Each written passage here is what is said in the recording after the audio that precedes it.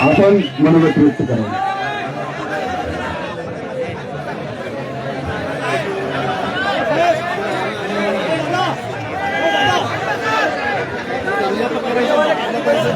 सर्वांनी शांत बसा. गेल्या 70 वर्षापासूनचा हा आपला लढा आहे बांधवांनो. गेल्या 70 वर्षापासून या महाराष्ट्रातील धनगर समाजाला हे सरकार झुलवण्याचं काम करत आहे.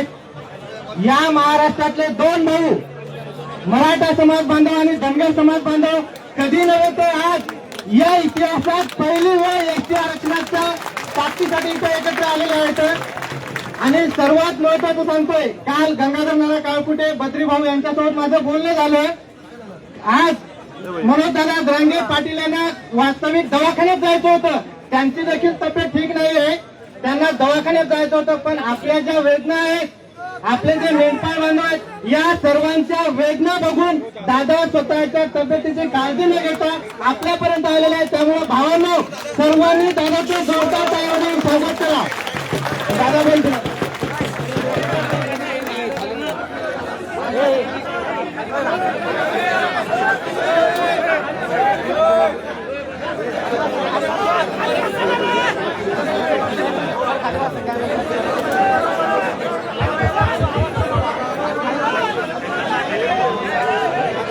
भैया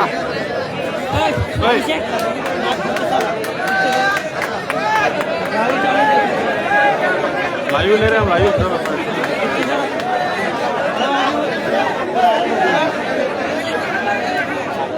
अभिषेक अभिषेक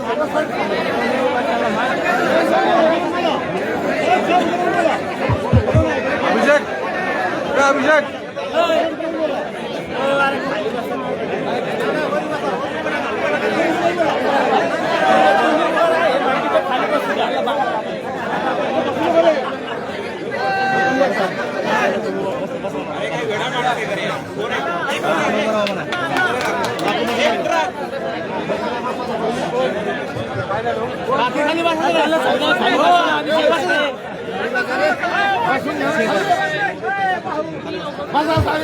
खाली बसा.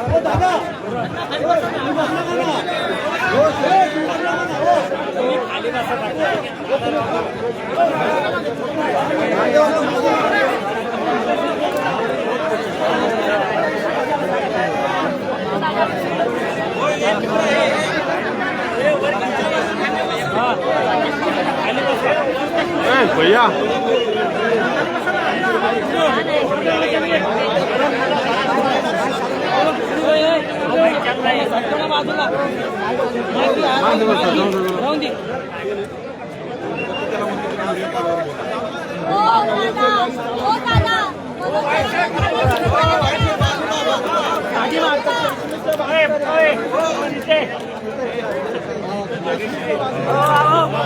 सगळ्यांना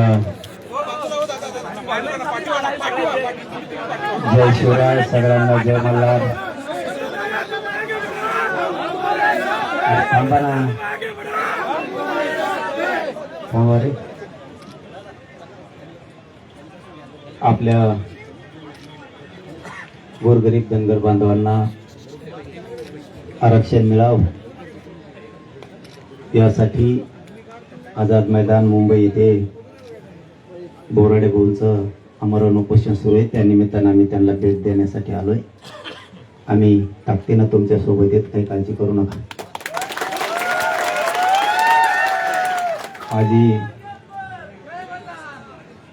माझी सगळ्यांना नम्रपणे विनंती आहे. एकतर समाजातल्या लोकांना कधी विनंती करायची नसते. विनंती हा शब्द सरकारसाठी असायला लागतो की अमुक अमुक मागणीची आम्ही तुम्हाला विनंती करतो. तुम्ही काय म्हणताय, तुमचं म्हणण्याचं अर्थ काय, हेतू काय, मला याच्यात नाही पडायचं. तुम्हाला खरंच जर आमच्या भावना समजून घ्यायच्या असल्या तर आम्ही आज जे काय या व्यासपीठावर बोलतो ते इमानदारीनं बोलतोय. माझी या राज्यातल्या सगळ्या धनगर बांधवांना विनंती आहे. पुन्हा तोच विषय सांगतोय की आपल्या समाजाला, आपल्या जातीला आपल्या धर्माला आपण कधी विनंती करायची नसते. तरी पण माझी विनंती आहे, खरंच जर तुम्हाला वाटत असलं गोरगरीब धनगर बांधवांना न्याय मिळाला पाहिजे, एकाही धनगरानं घरी नाही थांबलं पाहिजे. त्याशिवाय न्याय मिळणं शक्य नाही.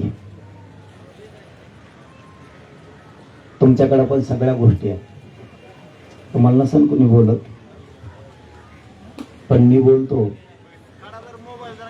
काही कमी नाही आपल्याकडं येण्यासाठी. बाकीच्या गोष्टीत खूप काही आहे आपल्याकडं, परंतु स्वतःच्या जातीचे लेकरबाळ जर मोठे करायचे असले, आपल्याला कामा बाजूला झोकून देऊन काम करावं लागतं. ते मी या व्यासपीठावरून खरंच इमानदारीनं सांगतो. आम्हाला वारंवार बोर्डे साहेबांचे फोन येत होते आणि विष्णूभैयाचे बी फोन सुरू होते. त्याची लय मला तळतळ वाटायची. सारखं त्या कोरडे भैयाचे फोन असायचे, तुम्ही उभा राहायला पाहिजे. त्याला म्हणलं मी राहतो उभा, पण मी यायचं म्हणलं पुन्हा टुंग टुंग सुरू होती. मलाही दम निघत नव्हता. आपण गेलं पाहिजे, आपण संघर्ष करू लागलं पाहिजे. पण आता काही काहीचं पुन्हा सुरू झालं, तू जाऊ नको, त्याला बोलू नको, याला बोलव, त्याला बोलव. मी तर म्हणतो एक पिढ्याना पार आपण मरूस तर हे मिटत नाही काही. हे म्हणते त्याच्यात जाऊ नको, ते म्हणते याच्यात येऊ नको. आणि मग जातो कुठं? ऊस तोडायला. मग जातो कुठं? तेवढीच जागा राहिली. एक धनगराने मराठीत यायचं नाही, मराठीने धनगरात जायचं नाही. मग दोघांच्या मध्ये एकच जागा आहे. दोघांच्या पोराने ऊस तोडायला जायचं आणि यांच्या पोराने नोकऱ्या करायच्या.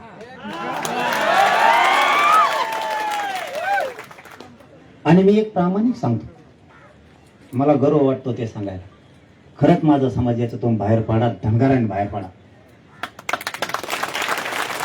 आमच्या जे असे काड्या ठोकणाऱ्या अवलादी होत्या,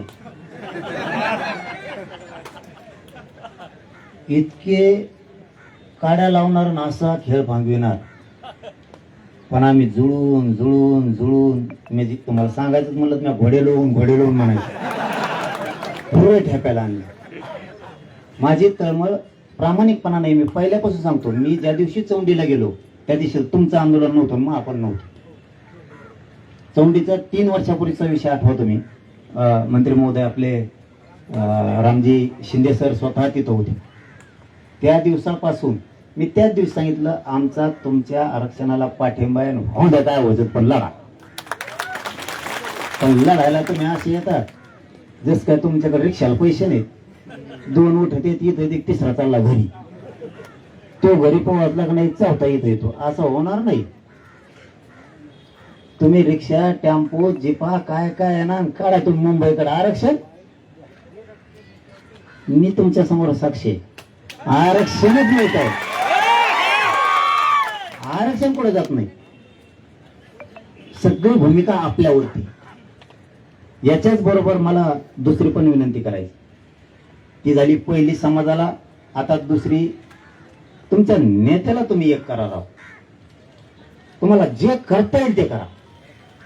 उपोषण सोडून द्यायची वेळ आली तर सोडून द्या, पण एकदा हे पुरे नेत्याच्या दारात जा. नेतृत्व तुम्हाला करायचं करा म्हणा, पण जातीच्या गरीबाला आरक्षण मिळू दे. हे लई सोपं गणित. काय नाही हो नेतृत्वात फतरत. मी आणखी ना नेता नाही. माझ्या पुढे बघा मीडियावाले बांधव पण आणि आमचे मराठा बांधव पण मराठा आंदोलकच टाकते. आणि मी ते नेता लागून घेत नाही. ती का डोक्यात हवा शिरले ना माणूस इमानानेच फिरवतो. मग ते नेता नको, फिरता नको, त्याला फिरत नको काय. म्हणून माझी एक विनंती आहे, तुमच्याकडे चांगले चांगले नेते आहेत. तुमच्याकडे खरंच सांगतो चांगले चांगले तुम्हाला आणि त्यांना सगळ्यांना मिळून जर जातीचं कल्याण करायचं ना, जे होईल ते होईल, पडा त्यांच्या पाय जाऊ. मी म्हणतोय म्हणून का मी जो पाय पडाल तुमच्यावरच. गोरगरीब धनगरांचं जर कल्याण होत असलं तर काय हरकत आहे आपल्याला ताकद लावायला सगळ्याला. राजकारण त्यांनी अवश्य करावं. कोणी भाजपमध्ये राहा, कोणी शिवसेनेत राहा, कोणी राष्ट्रवादीत राहा, कोणी काँग्रेसात राहा, कोणी बेसरमात राहा, कोणत्याही पक्षात राहा, काय अडचण नाही. पण जात म्हणल्यावर एक आहे. मी आणलं तर मी खरं सांगतोय तुम्हाला, मी त्यांना बोलतो पण आणि ते उभा पण राहते, पण माया पण तेवढीच करतो. हे सुद्धा मंत्र तुम्हाला सांगून जातात. मी त्यांना माया सुद्धा तेवढीच करतो, चुकले की नीट करतो, मंत्री असो नाही तर आमदार असो आमचा, पण मी माया सुद्धा तेवढीच करतो त्यांच्यावर. म्हणून ते ताकदीने उभा आहेत सगळ्याच्या. तुम्हाला माझा ते मंत्र आहे की तुमच्या ते शेंडगे भाऊ आहेत मोठे, पूर्वीचे लढणारे नेते, त्या शेंडगे भाऊ आहेत त्यांना बोला. तुमचे ते नागपूरचे एक ते तायवडे भाऊ आहेत त्यांना बोला. दुसरे जानकर भाऊ येत त्यांना बोला. तुम्ही बोला सगळ्याला. त्याच्यात तुम्हाला आरक्षण पाहिजे तुम्ही भेट ठेवू नका. राजकारणात दिशी एकामेकाच्या विरोधात प्रचार करा, बस का.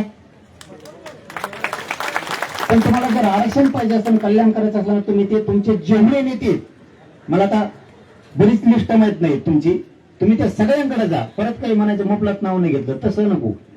तुम्हाला जेवढे नेते आहेत ना, वाटल्यास तुम्ही आंदोलन हे बंद करून टाका. तुम्हाला वाटून काय येऊ, काय आता सल्ला द्यायला लागला उलटा चित येऊ, आणि सगळेजण मिळून ठरवा आपल्याला आरक्षण मिळवायचं.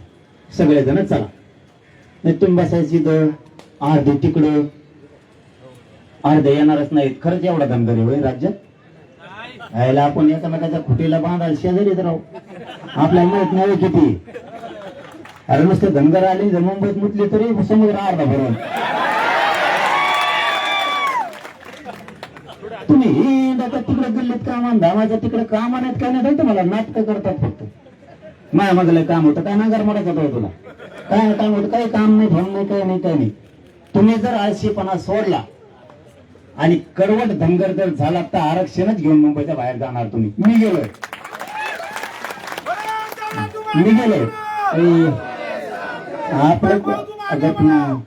आपलं कुठेतरी टिकीट येतं तीन टिकून देणार, मग आपलं टिकून नंतर आजचे दिवस त्यांचंच या शिखंड मोग.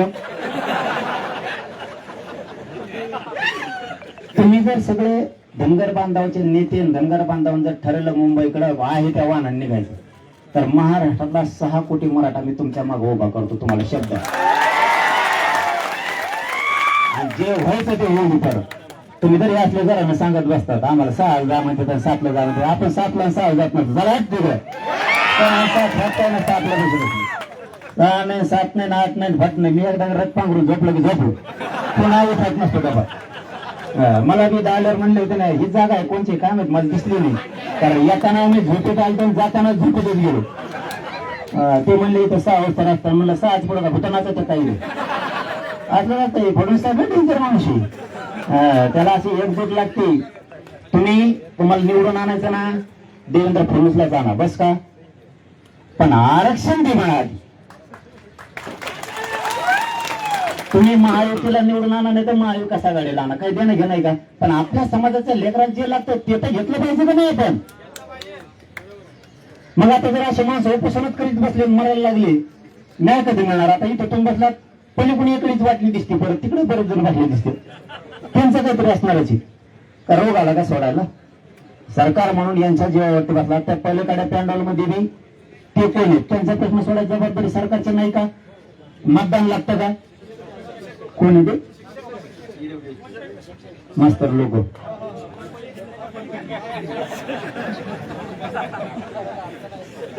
अरे यार मग तुमची बैठक लावली होती त्या दिवशी, मग उपोषण लागतं नसतं झोपले.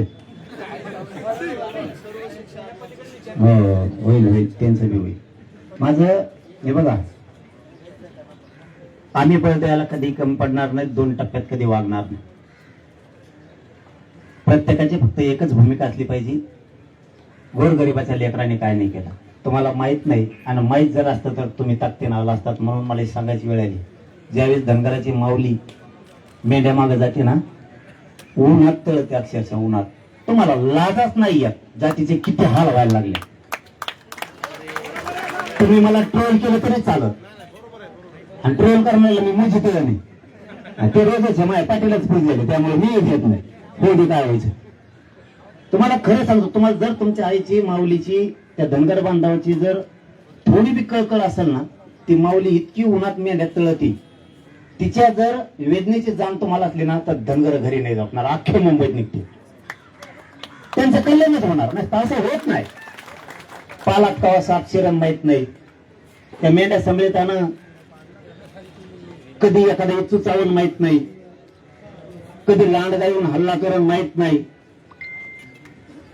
इतका गरीब धनगर आहे. आम्ही गरीब मराठी गरीब धनगराला बघतो. तुम्हाला जर खरंच कळत असली ना तर एकाने सुद्धा कोणाचंच ऐकू नये असं माझं म्हणणं. कोणाचंच. ज्या दिवशी तुम्हाला जे नेता आवडतो त्याचं काम करा तुम्ही, पण सगळ्यात पहिली जात आधी आवडली पाहिजे माणसाला, मग नेता आवडला पाहिजे. मग तुम्ही सगळ्यांनी ठरवलं पाहिजे. आपले जितके नेते आहेत ना 8-10, तुम्ही सगळे चला. तुम्ही येणार नसलात तर आम्ही चाललो आणि तुमचेच. तिथून जातीचा प्रश्न मार्गी लावल्याच्या नंतर आम्ही तुमचेच, पण तोपर्यंत तुमचे नाही. आरक्षणच मिळणार. तुमच्या पदरात कधीच अपयश पडणार नाही, कधीच नाही पडणार. पण आता ते तुम्हाला ठरवावं लागेल. 1-2 घटना तुमच्याकडून चुकल्या असल्या तुम्ही मान्य करा मोठेपणा. जाती पुढे काय अर्थ ते मान्य करायला यार. मी म्हणतो म्हणून करा, नाही परत म्हणत तुमच्या माहिती संबंध आहे काय नसलेलं पुढे बोलत गायब होतो. मी माझ्या कधी बघितलं नाही राहू. या कोरडे भोमुळे पळलो मी. खरंच नाही बघितलं कधी. फोन नाही काय नाही. फक्त त्या दिवशी मला वाईट वाटलं की ते उपोषणला जालन्याला बसली आणि ती विधायक परिस्थिती झाली होती. म्हणलं काळजी घ्या तुम्ही तब्येतीची, आणि तुम्हाला वाटलंच आता नरड्याला लागा लागलं तर फोन करा, आम्ही येतो. एवढंच 10-5 शब्द बोललेलो नसता काहीच नाही. इमानदारी सांगतो. बरं तुम्ही यांनी आल्यावर सांगितलं मला माहित बी नाही. मला मीडिया सोशल मीडिया बघायला टाइम पण मिळत नाही, इतके काम आहेत रोज. पण यांनी आल्यावर सांगितलं की ते मला लोक म्हणतात की तुम्हीच बसले म्हणजे मी आणला. बरं म्हणलं मा फसपायला मा उपोषण करून यांना काय बसू काही रान म्हणतो दोघंच आपलं. मी कशाला बसा म्हणून बरं यांना. हा असा अविश्वास ठेवला नाही पाहिजे कधी. तुमचं लेकरू बसलंय, समाजासाठी बसलंय. तुम्हाला ज्या दिवशी वाटेल की हे व्यवस्थित नाही करत त्या दिवशी नका ना, पण ज्या दिवशी ते कष्टानं करते त्या दिवशी तरी समाजाला पाजार फुटला पाहिजे. आपलं लेकरू म्हटलं चला मुंबईकडे. शंका कुशंका नको, कोणी त्या ठेवू नका. मी खरंच नाहीये आणि तुमच्याकडून काही चुका झाल्या असल्या तुम्ही मान्य करा समाजापुढं. मी करतो. मी चुकलेल्या समाजाला सांगतो. सगळं महाराष्ट्रात तुम्ही सुद्धा धनगर बांधव ऐकता. मी सरळ मान्य करतो असं असं झालंय. तुमच्याकडून काही झालं असेल सोडून द्या.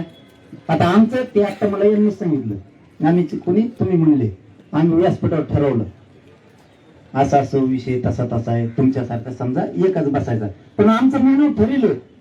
आमचेच लोक म्हणले व्यासपीठावर नको दुसरं कोणी, तुम्ही एकटे. त्यामुळे ते समाजाला मान्य असेल तर ठरू द्या, नसेल तर नको. मी एक उदाहरण म्हणून सांगतो.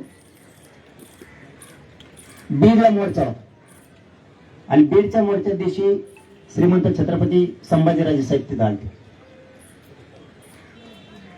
आणि तिथलं अध्यक्षस्थान माझ्याकडे होतं. अध्यक्षस्थान माझ्याकडे होतं. भाषणाची वेळ आली. सगळ्यांनी सांगितलं जरांगे पाटील शेवटी बोलणार आहेत. मी सांगितलं अजिबात जमणार नाही. माझा राजा इथं बसलेला असताना मी नाही बोलू शकत. तसं तुमच्या राजा महाराजांना तुम्ही जवळ घ्या. तुमचे ज्येष्ठ कोणी असतील त्यांना घ्या. एकदा कोल्हापूरला पण सभा होती, त्यावेळी सुद्धा सगळे व्यासपीठाच्या खाली बसलेले होते. मी स्वतः श्रीमंत शिवराजे महाराज साहेबांना आणि श्रीमंत संभाजीराजे साहेबांना म्हणलं व्यासपीठावर घ्या, नाही तर मी व्यासपीठाच्या खाली जातो. आपल्या लोकांना आपण ते सन्मान द्या ना. जातीला मिळून जाईल ना. तुमचे जे जे कुठले नेते त्यांना सन्मान द्या. तुम्ही हवामाना पुढे मी फक्त उपोषणाला बसून राहतो. आरक्षण घ्या. किती सोपं आहे. बेमान काय फरक नाही पडत. त्यांना बोला. मी बोलणार आहे. मी पण बोलणार आहे. खरं सांगतो. मी आता गाडीत बसलो ना तुमच्या सगळ्या धनगराच्या नेत्याला बोलणार आहे. मी तू पण असा भोंगा लावतो त्यांच्या मागं. घरी झोपलेत कसा लेकराला नाही मिळत. आजपासून त्यांच्या मागे टप्पू सुरू झाला. आतापर्यंत मी तुमच्या कुठल्याच नेत्याला एक फोन करून सुद्धा बोललेलो नाही कधीच. माझी कोणाशीही ओळख नाही. पण मी आता या धनगर समाजाच्या आरक्षणासाठी आणि तुमच्या उपोषणासाठी कधी काळी 20 वर्षानं 50 वर्षांनी जरी एखादा धनगर बांधवाचा नेता म्हणला मला फोन नव्हता आला तर आपला कानच धरायचा. पुण्याला फोन लावणार आहे मुंबईला काय म्हणून. आता याच्यापेक्षा काय करू तुमच्यासाठी. आता तुम्ही एक येत नाही तो मला तुम्हाला ताकद देता येईल असं म्हणजे काम ना म्हणा मला दम गाणं काय त्याला का कीर्तन सुरू केलं काय बंद म्हणा थोडं थांब. रोजचं पण थांब ना मी आलो ना मग आज रोजच्या मग चल ना का कीर्तन दुपार बघतो. आमचं झालं चलन तू वाटल्यास मी येतो तुझ्याकडे भाषण करायला जाऊन तिकडे होऊन ते काय व्हायचं. सगळे तुमचा प्रश्न इथे समजा नाही चालत.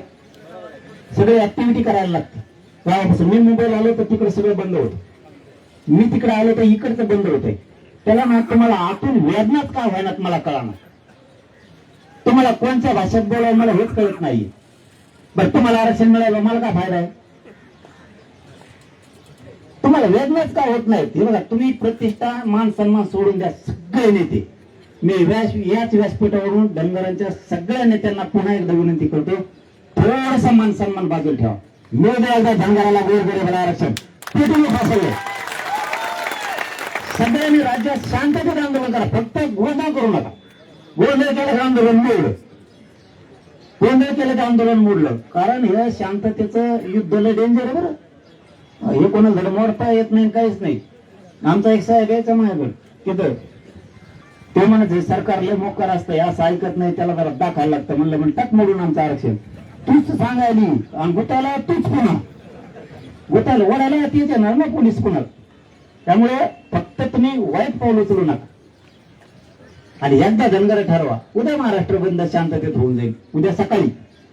पण एकदा तुम्ही मनावर घ्या सगळेजण, आम्ही कुठेही कमी पडणार नाहीत, कुठे जाळपोळ करायची गरज नाही, दगडफेक करायची नाही, आणि ते तर करूच नका. आम्ही शांततेत आलो, शांततेत गेलो. आता ते सांगण्यात गुण आहे का.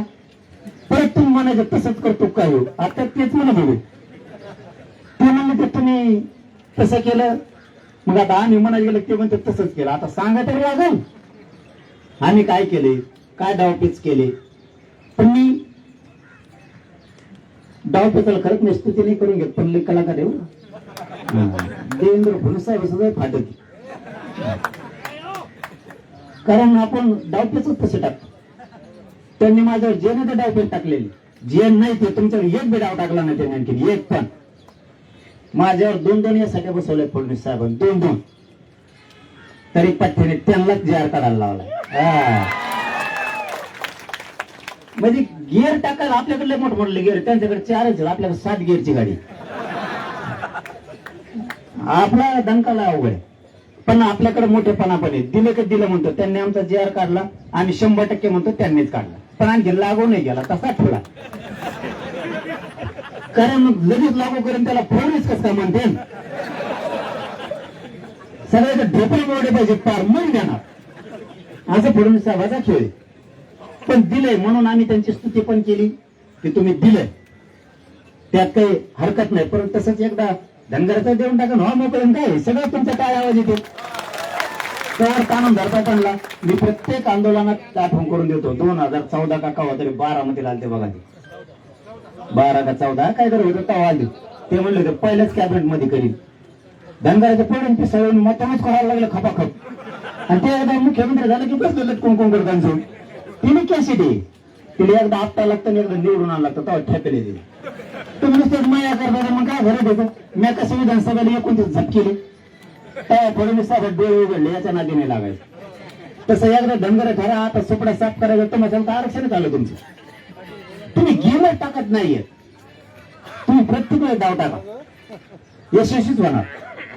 पण नुसती मायाच केली तर असं होणार नाही. हा, दिलं स्तुती करणं ही आपली संस्कृती, ती आपण केलं पाहिजे.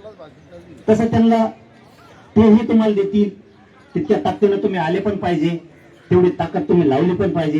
गावागावात शांततेनं आंदोलन केलं पाहिजे.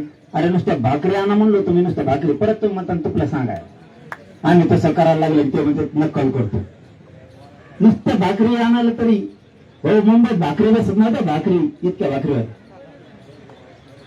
मी का स्तुती करतोय, आम्ही राजकारणाच्या तेवढ्या दिवसापुरतेच नेत्याच्या जागेवर ठेवली आणि गरीब मराठ्यांनी ठरवलं आता आपण झुंजायचं, कुणी येऊ पुढे. तुम्ही फक्त तेवढा नाप सोडा. मी म्हणतो तुम्ही भाजपकडे राहा, काँग्रेसकडे राहा, काय हरकत नाही, पण जातीच्या ठिकाणी कामं सोडा. काही कामं नाहीत आता गावाकडे, आपल्याकडे पाऊस नाही, तेवढ्या गप्पा हाणायच्यात, घेण्या देण्याच्या. आता हे म्हणलं ते शिम्या ते एवढंच ऐकलं, कोणतरी म्हणलं हे जरा सिद्ध राहिले तर बोलायला लागलेत. म्हणलं काय हो म्हणजे, ते म्हणले आता लई कामं असल्यामुळे धनगर बांधव आलं नाही का, नांगर आणता बोल तिकडे, काय काम आहे, काय काम आहे. लय गारपीट झाली, गारपीटीला काय करत नाही राहिले लोकांनी. गारपीट पडायच्या अगोदर ते भोंगा सांगतो, कोणी ते सांगतो पोष यायचा आधी 2 दिवस कोण असतं ती, हा ते 2 दिवस आधीच सांगत पोष येणार. लोकांना लगेच मशीन फिरली गावाने, पूर्ण घरी येऊन पडलं. काय खराब झालं कोणचं, फक्त जे उभं आहे, समजा आता द्राक्षासारखे, कांद्यासारखे, हेच फक्त पिकं पुढे गेले. गहू शक्यतो काढले लोकांनी सगळ्या. ते म्हणायचं फक्त नादी लावायचा खेळ आहे, मला खरं बोलायची सवय. आणि मग ते असं बोलल्यामुळे तुम्हाला कुणाला लागायचं तिकडच्या एखाद्याला बोलला का म्हणायत, काय नाहीत काय नाहीत काय नाहीत. ते फक्त आपण आपलं समाधान करतोय की काम असल्यामुळे समाज आला नसेल. दुसऱ्या दिवशी ते हे होतं पाडवा म्हणून आले नसते. आमचे तर काय दिवाळी का काय होतं, लक्ष्मीपूजन होतं. लक्ष्मीपूजन ते म्हणजे लक्ष्मीच इकडे घेऊन आले. ते गणपती तर टकुरे झाले सगळ्याच्या. गणपती सगळं इकडे आलं म्हणजे गणपती इकडं, लक्ष्मी महालक्ष्मी इकडं.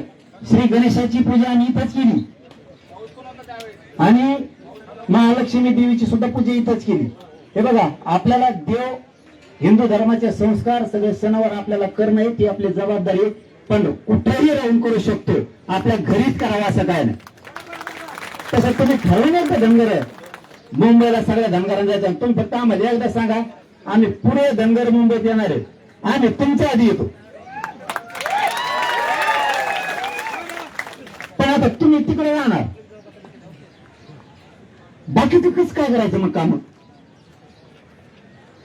तुम्ही एकदा नेत्याच्या पुढे पुढे करा, इथून मार्ग चुका झाल्या असल्या तर त्यांना म्हणा एवढ्या वेळेस माफ करा.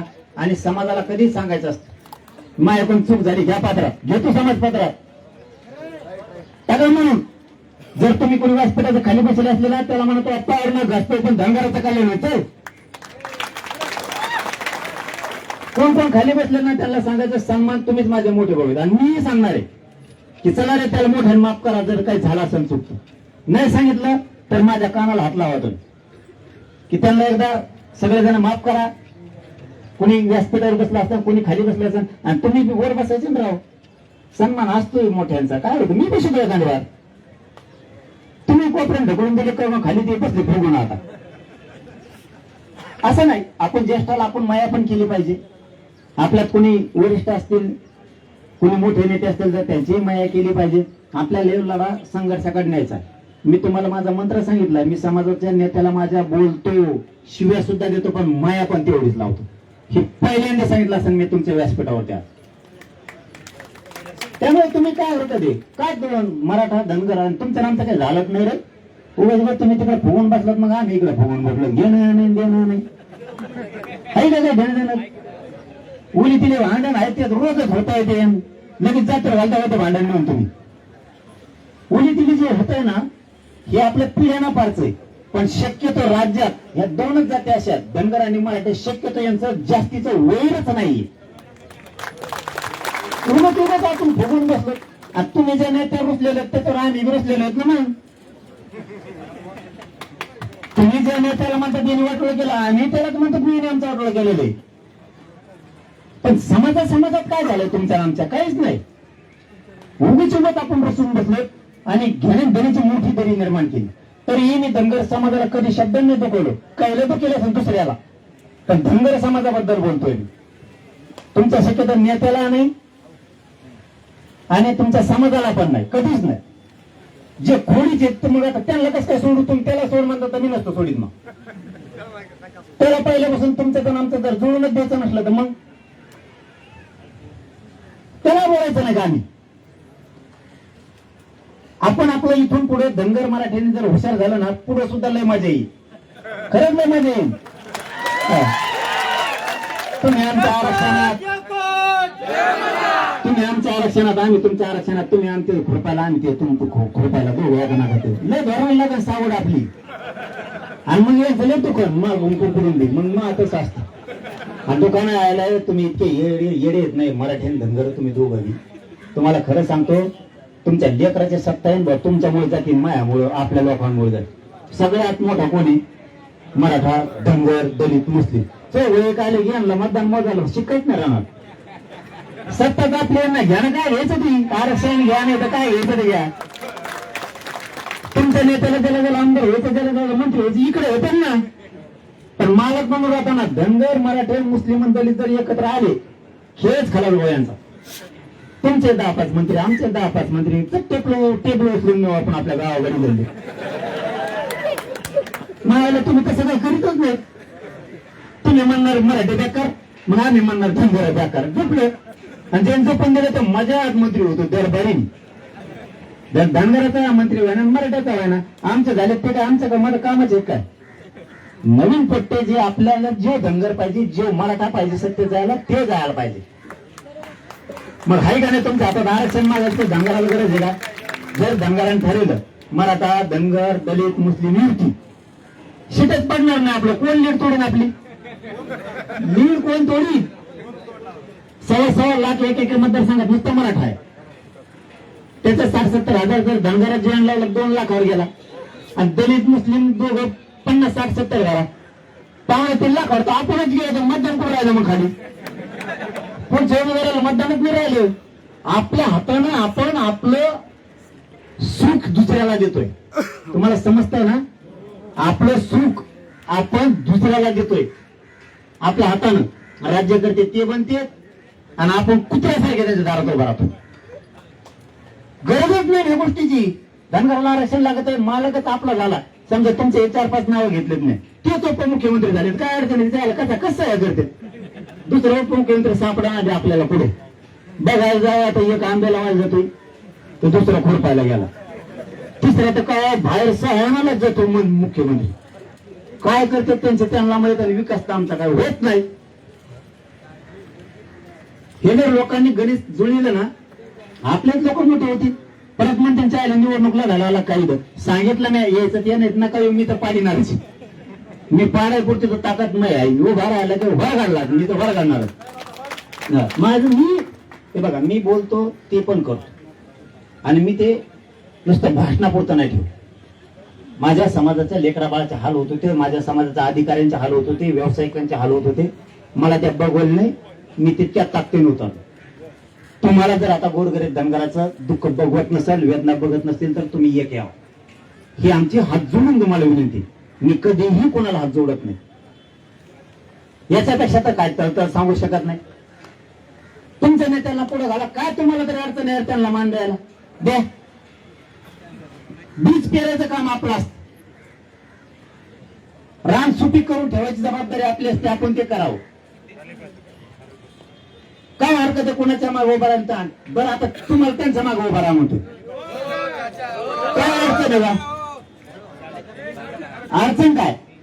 समजा आता यांना म्हणतो मी, तुम्ही त्यांना मोकळी द्या, त्यांना मान सन्मान द्या. आता माझा याचा उलट सुद्धा प्रश्न आहे, काय अडचण आहे? तुम्ही बी आता एकदा मोठ्या मानाने त्यांनी बी यांनाच मान सन्मान दिला, तर तुम्ही आहेतच ना आता समाजाचे नेते. काय अडचण आहे तुम्हाला तरी? उलट तुम्ही मन जिंकणं गरीब धनगराचं, की चला आम्ही नेते समाजाचे, आम्ही तुमच्या मागे ठाम आहेत. एक वेळेस तुम्ही बोलायला काय हरकत आहे? आता जसं मी लढायला लागलो, आमचे सगळे नेते म्हणले याच्या शेख खाण्यापेक्षा आम्ही हाय बघूया मागे चलून दे. तसं तुमच्या नेत्यांतर काय अडचण आहे? चलते लढतोय ना. आम्ही धनगर बांधवांचे जेवढे नेते 15-16 जण पुरे तो ताकदीनं मागे आरक्षणापुरतं. आरक्षण झालं का आम्ही आमच्या पक्षात राहणार, आणि तुम्हाला बी आमच्या मागे राहावं लागेल. धनगरांनी शब्द त्यांना द्या की हो आम्ही तुमच्या मागे राहू. मग काय अडचण राहिली? आता तुम्हाला भांडता येणं म्हणून मी भांडायला लागलो आता धनगरांना, आणि मला अधिकार आहे तुम्हाला भांडायचं म्हणून भांडतो.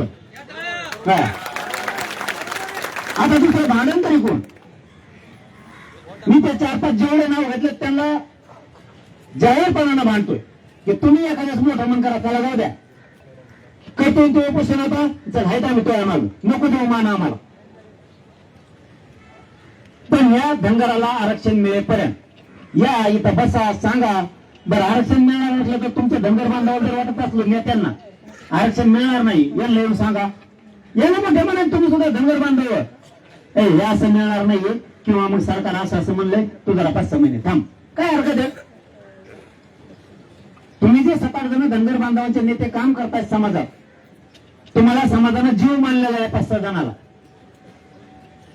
मग त्या समाजाच्या भावना समजून घेऊन तुम्ही येऊन सांगा असं मिळणार नाही, सोडतो उपोषण 5-6 महिन्यांनी बघू. काय अडचण आहे?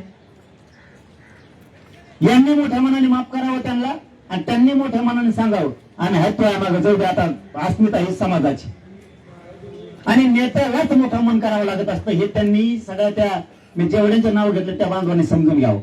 की तुम्हालाच मोठं मन करावं लागणार आहे, समाज मोठं मन करणार नाही. तुम्हीच मोठं मन करा की या समाजासाठी आमचा 2-3 वेळेस अपमान झालाय, तरी पण आम्ही आंदोलनाच्या हातापाठीशी टाकतो. ऐका एवढ्या वेळेस आम्ही मोठा भाऊ म्हणतो तुम्ही आम्हाला दादा ऐका एवढ्या वेळेस आमचं. माझं याच व्यासपीठावर आव्हान आहे सगळ्या धनगरांच्या नेत्यांना. ऐका आता एवढ्याच वेळेस आमचं, आणि तुमच्या मनातले राग आमच्यासाठी सोडा, तुमच्या मनातली नाराजी आमच्यासाठी सोडा, आणि तुम्ही सगळेजण या आरक्षणासाठी या आंदोलनासाठी धावून या आणि एक जीवन सगळे करा आणि समाजाला न्याय मिळवून द्या. मी जाताना एवढंच सांगतो, काळजी घ्या. उपोषणात पाणी जर पहिल्या दिवसापासून पेले असले तर कंटिन्यू प्या. मी गुपचिप बी सांगितलंय ना, आता पण सांगतो, मध्ये सोडलं की कार्यक्रम होतो बरं का. मला आणखी संडास लागलेली. एक तर पहिल्या दिवसापासून प्यायचं नाही पाणी. उपोषणाचं इतकं बेकार काम आहे. एक तर पाणी प्यायचं नाही तर पहिल्या दिवसापासून प्यायचं नाही. मध्ये पाणी प्यायला सुरुवात करायची. पाणी प्यायचं तर पहिल्या दिवसापासून, नाही प्यायचं तर पहिल्या दिवसापासूनच, मध्ये गेल्यावर नाही. सगळ्यात मोठी चूक झाली माझी इथं मुंबईत. मी 17 दिवस बिना पाण्याचे काढले. पाणी प्यायल्यामुळे माझ्या शरीराचं पुरं वाटलं झालं. मी इथं पाणी पिलो. हे असं कुणी येतं 2 घट्ट्या, त्याला काय उभं बसायचं मला. तिसरं येणार नाही, एकटं पण ते आमच्या हाताने.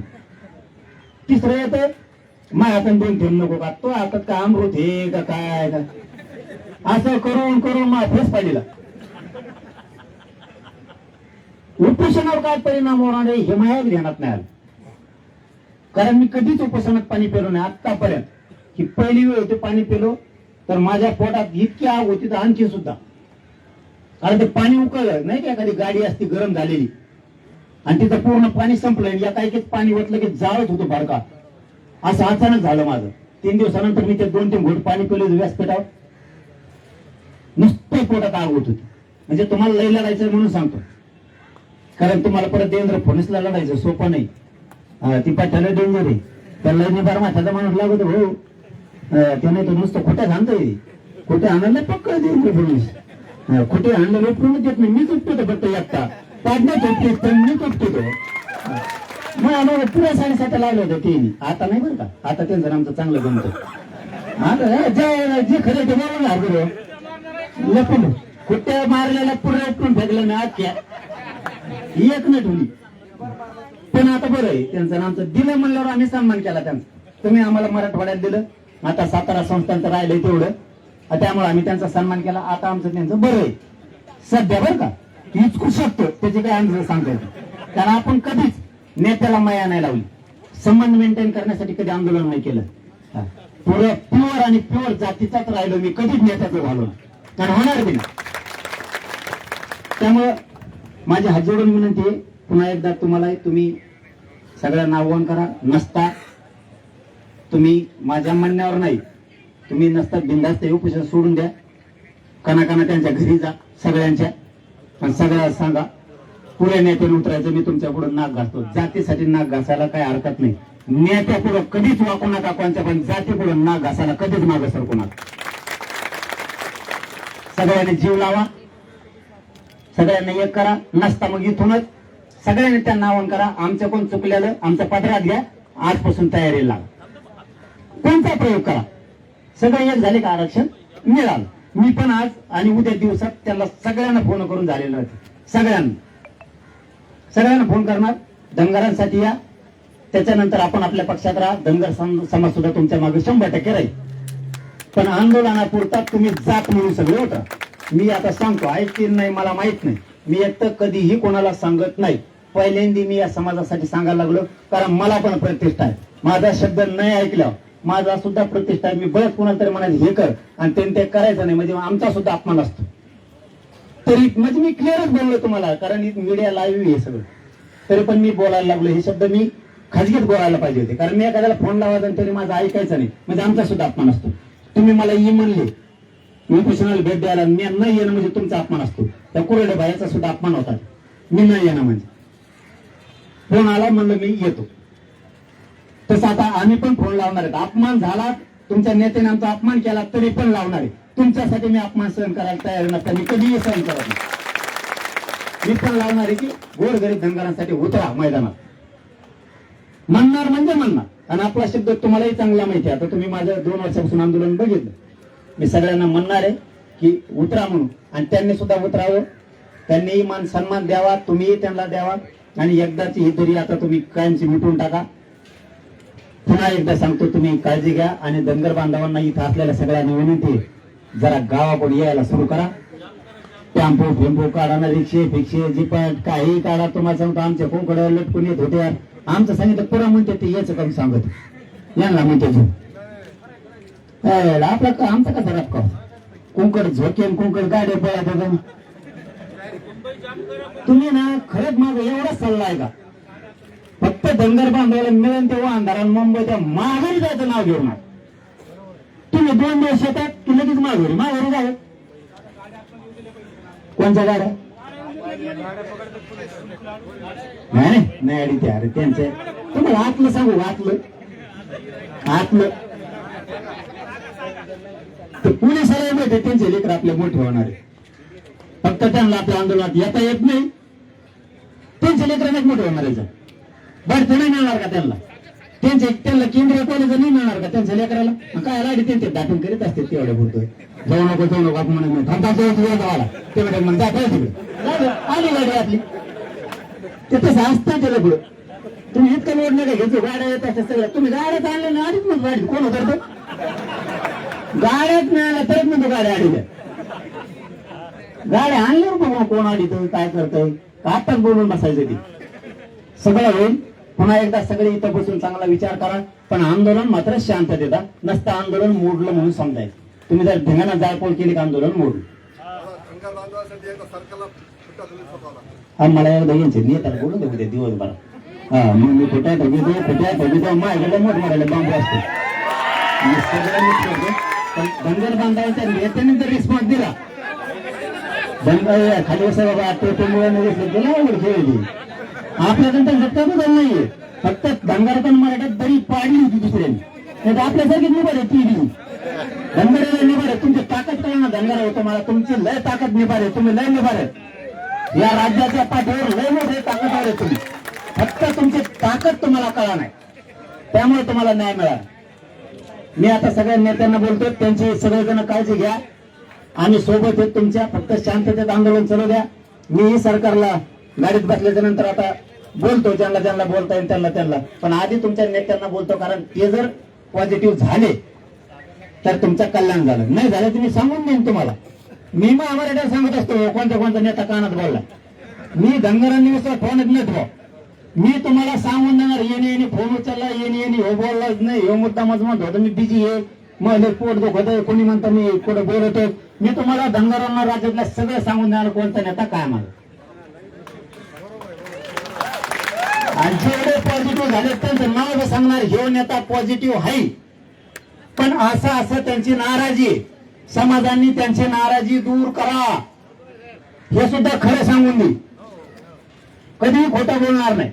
एखादा तुमच्या 15 नेत्याला फोन लावला, 15 पैकी 3 जर म्हणले आमची अशी नाराजी नाही, तर आम्ही 2 मिनिटात तिथे जाऊ. ती नाराजी काढायची सुद्धा धनगर समाजाची जबाबदारी राहणार आहे त्या नेत्याची.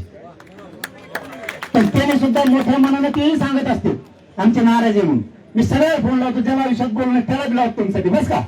चला, धन्यवाद सगळ्यांना. जय शिवराय, जय मल्हार. 2 मिनिटं कसं मी नाही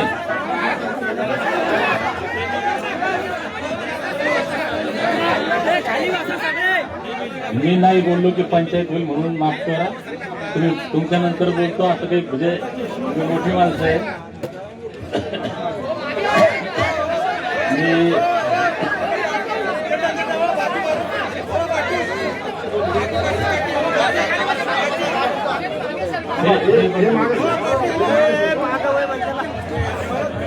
मी हे बघा, हे 2 संघर्ष आज एकत्र आले.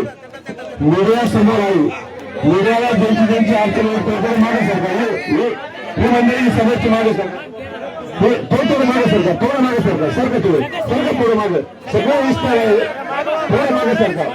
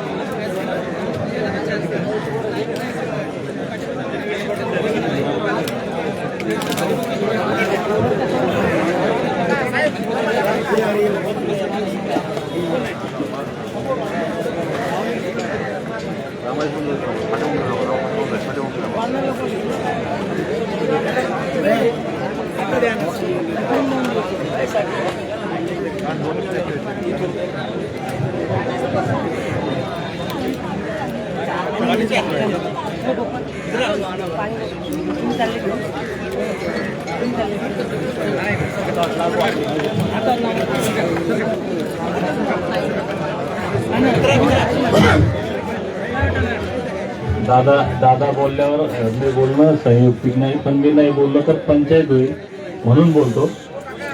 मी पहिल्यांदा महाराष्ट्रातल्या 2.5-3 कोटी धनगरांच्या वतीनं दादांचे आभार व्यक्त करतो. कारण या ठिकाणी विजयभाऊ तमनर साक्षीदार आहे. सप्टेंबर 24 मध्ये आम्ही 6 बांधव पंढरपूरला उपोषणाला बसलो होतो. कोणत्या तरी मराठा बांधवांना फोन आणला आणि म्हणले मनोज दादा तुमच्याशी बोलणार आहे. त्यावेळेस सुद्धा दादांनी आमच्या तब्येतीची विचारपूस केली आणि सांगितलं मोठ्या मनानं की आम्ही तुमच्या सोबत आहोत. त्याच्या अगोदर खरं म्हणजे ते म्हणले की चौंडीला गेले होते. चौंडीलाही आमचे सुरेश दादा बंडकर ते बसले होते. त्यावेळेसही दादा गेले होते. मागच्या सप्टेंबर 25 मध्ये ज्यावेळेस मी जालन्याला बसलो तिथेही दादांचा फोन आला. त्यांनी तब्येतीची विचारपूस केली आणि धीर दिला की आम्ही तुमच्या सोबत आहे. आजही दादा बोलले. मी अत्यंत जबाबदारीनं सांगतो की पंढरपूरच्याही आंदोलनामध्ये सगळे धनगर साक्षीदार आहेत आणि जालन्याच्याही आंदोलनामध्ये सगळे धनगर साक्षीदार आहेत की मराठा बांधव बोलण्यापुरते नाही तर तनमन धनानं आमच्या आंदोलनामध्ये होते. हे मला कोण काय म्हणतो मी चिंता करत नाही दादा. मी म्हणजे भयानक खरं बोलणारा माणूस आहे. या भाऊसाठी ताकदीनं होते. म्हणजे अगदी आता मला जाफराबाद, जालना, घनसावंगी, परतूर हे लोक ओळखीचे. जिल्हा परिषदचा सभापती, जिल्हा परिषदचा सदस्य, पंचायत समितीचा सभापती असे लोक मांडी मारून खाली बसलेले होते जालन्यामध्ये. आणि सगळ्यात जास्त जितक्या नेत्यांनी जालन्यात पंढरपूरला पाठिंबा दिला त्यात मग आमदार, आजीमाजी आमदार, खासदार, मंत्री जे कोण असतील सर्वाधिक मराठा होते. हे खोटं बोलून चालणार नाही. दादा तुम्ही आल्यानं आमचे समाज फार साधा गोळा अडचणी वाढल्या. मी तुम्हाला सांगतो कमी होण्याऐवजी नाना कुठे आहे आमच्या अडचणी वाढल्या. तुम्ही पंढरपूरला आले असते तर लय वाढल्या असत्या, जालन्याला आले असते त्याच्यावर वाढल्या असत्या. पण आता थोड्या कमीत कमी अर्धा धनगर समजदार झालेला आहे. त्याच्यामुळे आम्ही हिंमत केली आता की दादा येते तर येऊ द्या बाबा. जालन्यात आमची हिंमत नाही झाली, पंढरपूरला हिंमत नाही झाली, दादाला या म्हणायचं. कारण धनगर साधा आहे आमचा, अडाणी आहे. अहो मी नुसतं म्हणलो काय म्हणलो की बाबा हो मराठा समाजाचं 4 आयोगानं नाकारलं, हायकोर्टानं नाकारलं, पवार साहेब सुप्रीम कोर्टानं बी नाकारलं, पण फडणवीस साहेबांची आर काढला. काऊन राजसाहेब तर मराठा समाज ताकदीनं गेला, मुंडक्यावर पाय देऊन घेतलं. मग पाऊस होता, मराठा बांधव चिखलात बसले. कोण फॉर्च्युनर मधून उतरला आणि कोण BMW मधून उतरला विचार नाही केला. कोण आमदार आहे कोण सभापती आहे विचार नाही केला. कोणाचा कोटीचा बिझनेस आहे सचिन भैया विचार नाही केला. हे सगळे लोक फुटपाथवर झोपले ना. हे आमच्यासारखे आले गेले. ही ताकद मराठा समाजानं दाखवली, ही एकजूट दाखवली. जागा होणं कशाला म्हणतात, संघटित होणं कशाला म्हणतात आणि संघर्ष करणं कशाला म्हणतात हे या जगात कोण शिकवलं आणि ते मराठा समाजानं. मी दुसरं उदाहरण दिलं दादा.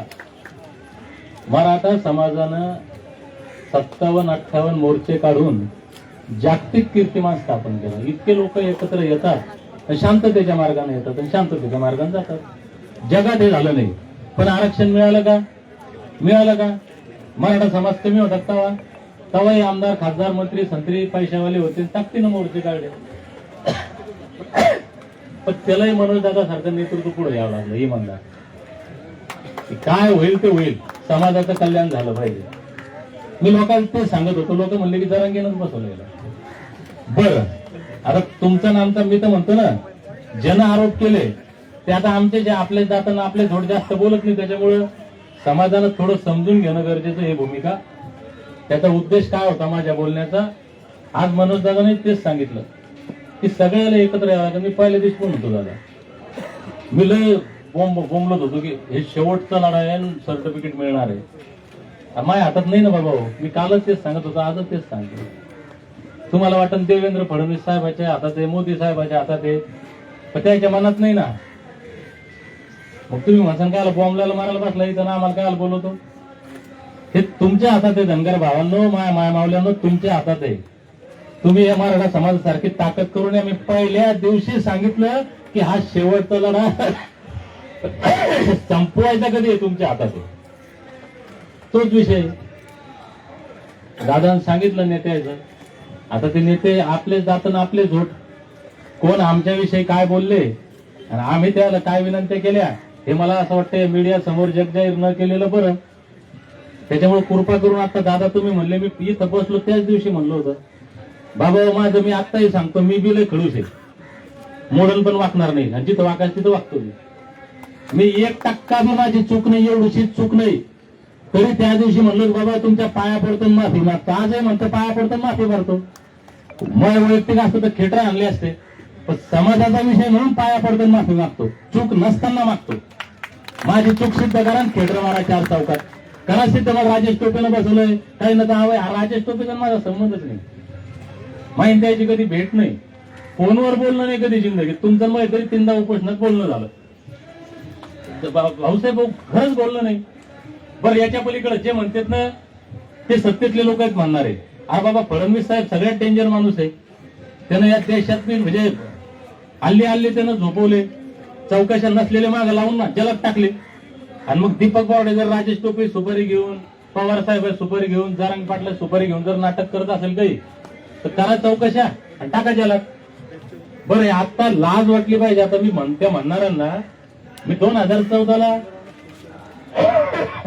पुन्हा म्हणतील जोरात बोलवायला, ही ताकद आली आता बोलायची. 2014ला पोलीसची नोकरी सोडली. काय जरांगे पाटलांनी 2-4 कोटी दिले मला नोकरी सोडायला? मी चांगलं सुरक्षित जीवन माझं धोक्यात घातलं, उद्योग व्यवसाय सोडले, समाजाच्या नादी लागलो. काय राजेश टोपेनं 2-4 कोटी दिले मला? माझ्या इतके आंदोलन जालना जिल्ह्यात कोण? हे जालना जिल्ह्यातले सगळे लोक सांगा इमानदारी कोण करेल गाव? आणि मी म्हणजे गर्व नाहीये, हे स्वाभिमानाने सांगतो की महाराष्ट्रात माझ्या इतका टाइम आत्ताच्या तारखेत कोणीच देत नसत. एक दिवस घर राहत नाही दादा. माझं उद्योग व्यवसाय लेकरं बाळ सगळे सोडून फिरतो मी रात्रंदिवस. कोणीच नाही फिरत इतकं. मग एवढे आंदोलन केले त्यावेळेस तर जरांगे पाटील हे नाव घेणं माहित नव्हतं लोकांना. तेव्हापासून 2014 पासून आंदोलन चालू आहे. हेच राजेश टोपे मंत्री असताना त्यांची गाडी चौकात माझा हात गळ्यात होता असा, आणि मेंढर घेऊन गाडी आलो. म्हणलं साहेब आमच्या आरक्षणाचं काय आहे? कलेक्टर ऑफिस फोडायचं सगळ्यात मोठं देशात नसून घटना घडली, एवढं आंदोलन झालं. कोण सुपारी दिली ते आम्हाला? बरं, पंढरपूरला विचारू आपण उपोषणाला बसलो तेव्हा म्हणले कोणी सुपारी घेतली? नंदूर. मग जालन्यातलं आंदोलन मोठं झालं आणि धनगर समाज एक झाला आणि आता ताकदीने एकत्र आला तेव्हा म्हणते सुपारी. अरे बाबा तुमच्या डोक्यात तरी बसतं का पटतं का पाहणं? कोणी काही सांगल आणि ते ऐकायचं.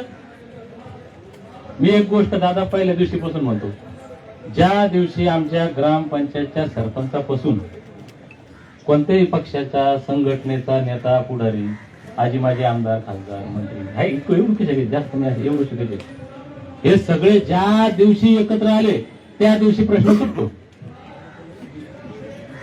आता आम्ही सगळे प्रयत्न केले, हे एकत्र आले मग प्रश्न सोडायचा का? मी त्याच्याही पुढचं तुम्हाला सांगतो, पटलं तर घ्या, नाही पटलं तर सोडून द्या. हे नेते एकत्र आले तर संध्याकाळी प्रश्न सुटतो, आणि नेते जर एकत्र येत नसेल ना तर प्रत्येक सामान्य माणसानं, गोरगरीब धनगरांना एकत्र या, त्या दिवशी प्रश्न सुटतो. यायला जर याच्या खुर्च्या प्यारा असेल, यायला जर पक्ष प्यारा असेल, यायला जर याच्या संघटना प्यारा असेल, यायला जर राजकारण प्यारा असेल, तर तुमचं वाटोळं जाऊन करून घेता. कारण आत्मपरीक्षण मी जाहीर सांगतोय, आत्ताही सांगतो, आज तर मीडिया लाईव्ह सगळी. अरे दीपक वाडत चुकलं काय ते सांगा. पंढरपूरला जीव साक्षीदार जीव धोक्यात गेलता. जालन्यात तर चेक करून पडलो मी, डॉक्टर म्हणले कधी तुम्हाला पॅरालिसिस का टिकेल. आता शुगर, जालन्यात 45 शुगर होत दादा.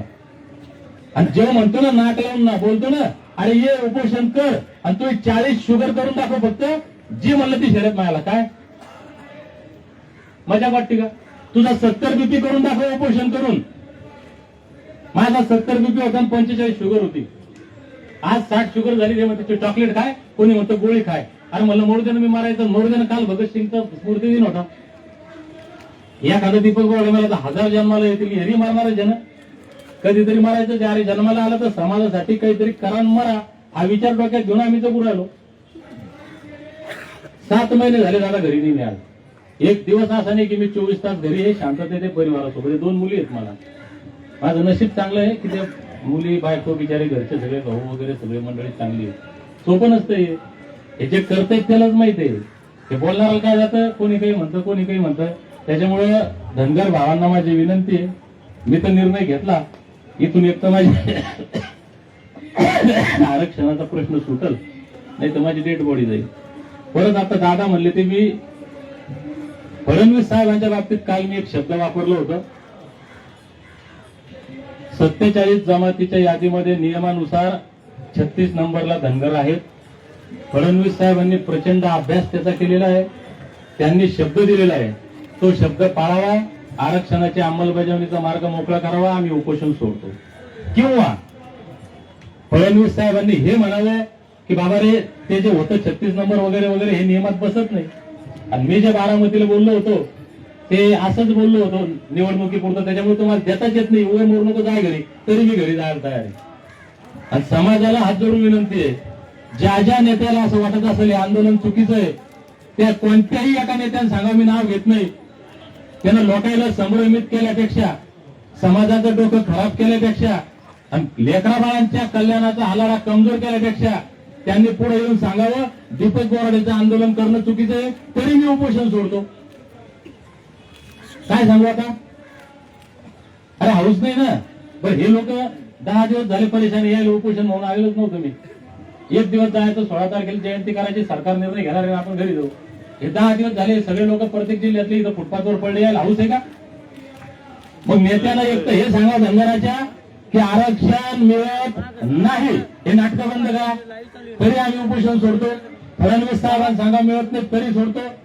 जर असं होत नाही तर धनगराच्या सगळ्या नेत्यानं, मग काय चुकला असेल, तुमचा काही गैरसमज झाला असेल, माझी काही चूक अजिबात नाही, तुमचा काही गैरसमज झाला असेल त्याच्याबद्दल जाहीर माफी मागतो. आणि या मैदानात मला समाजाच्या नावावर अजिबात दुकानदारी करायची नाही. आता काही गोष्टी एवढ्या एकट्यात बोललो असतो. मला ना आमदारकी, खासदारकी ना पैसा समाजाच्या नावावर काहीच नाही पाहिजे. त्याच्यामुळे हा भ्रम काढून टाका. ज्याला आमदारक्या खासदारक्या पाहिजे ते या बाबा हो. अरे आरक्षण भेटलं तर तुम्हीच पहिले आमदार, खासदार, मंत्री होणार आहे. दीपक बोर्डाचा नाही नंबर लागणार. त्याच्यामुळे ज्याला वाटतं त्यानं ताकदीनं या लढ्यामध्ये सहभागी व्हावं. समज गैरसमज करून घेऊ नये. जरांगे पाटील आज आले, मी काल त्यांना हो म्हणलं, त्याचं कारण कोण्यात सांगतो, उघड नाही सांगत. मी पंढरपूरला 16 दिवस उपोषणाला बसलो. या राज्यातल्या सगळ्या जाती धर्माच्या सगळ्या पक्षांच्या नेत्यांसोबत माझे वैयक्तिक संबंध आहेत. जरांगे पाटील आम्ही ओबीसी म्हणून आमचे दुश्मन आहेत, पुऱ्या ओबीसीला असं वाटतं आमचे दुश्मन आहे. याच जरांगे पाटलांनी पंढरपूरलाही मला फोन केला होता, समर्थन केलं होतं. एकाही नेत्यानं केलं नव्हतं. मला नाव घ्यायला कोणी मजबूर करू नये. ट्रोलिंग करसाल तर नावं घेऊन सांगाल. जालन्याला 16 दिवस जीव धोक्यात घातला. याच धनगरांच्या आणि ओबीसीचे दुश्मन म्हणणाऱ्या जरांगे पाटलांनी मला फोन केला, तब्येतीची काळजी केली. ज्या नेत्यासोबत आम्ही आयुष्य घालवलं ना, एकाही नेत्यानं फोन नाही केला. आणि आज सुद्धा इथं 10 दिवस झाले फुटपाथवर झोपतो आम्ही, एकाही नेत्यानं फोन नाही केला, समर्थन नाही केलं. जरांगे पाटील आले, आणि मग कोण तुमचे आणि कोण तुमच्या विरोधात आहे? कधी कळणार आहे का नाही कळणार आहे? सगळे वापरच करू आले ना, सगळे आता याच्या भाषेत टोकूनच घेऊन तुमची तुमच्या बोकांडीच बसेल ना सगळे. सुधारणं तुमचं कल्याण कशात येते पहा ना. पुन्हा उद्या म्हणू नका की जरांगे पाटील आले भानगडी झाल्या. जरांगे पाटलांना तुमचा लढा कमजोर करायला नाही, तुम्हाला ताकद द्यायला आले. आणि आता बाकीचे नेते सगळ्या जाती धर्माचे, सगळ्या पक्षाचे, तुम्हाला जर थोडी लाज वाटत असेल, धनगरायचे मतं पाहिजे, धनगरायचं प्रोटेक्शन पाहिजे वाटत असेल, तर या मैदानात नाही आले तर उद्यापासून नाव घेऊन सांगाल कोणाचे काय कारण येतं. धन्यवाद. जय मल्हार.